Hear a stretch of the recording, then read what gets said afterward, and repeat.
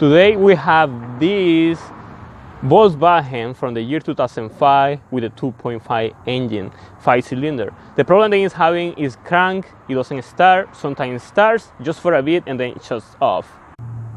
These engines are known for having similar problems to this, and in this case I'm going to show you how to detect this problem. So what happened is this: we have the ignition on, we have everything running, we crank it. So as you could see, that's all what it does. And if we try to crank it again, it will try to crank for a bit, start for a bit, and then it will die.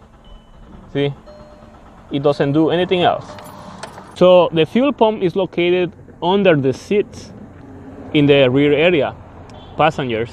The fuel pump is right here, as you can see. This is the fuel pump. Actually, the whole unit has to be replaced in order to fix this problem.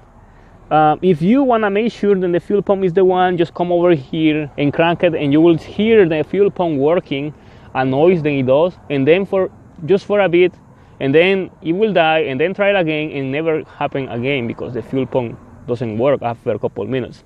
So, I mean, after a try in this case.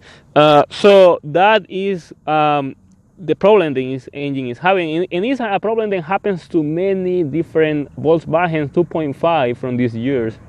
So it's a very common problem. So it tends to happen to every Volkswagen over the time.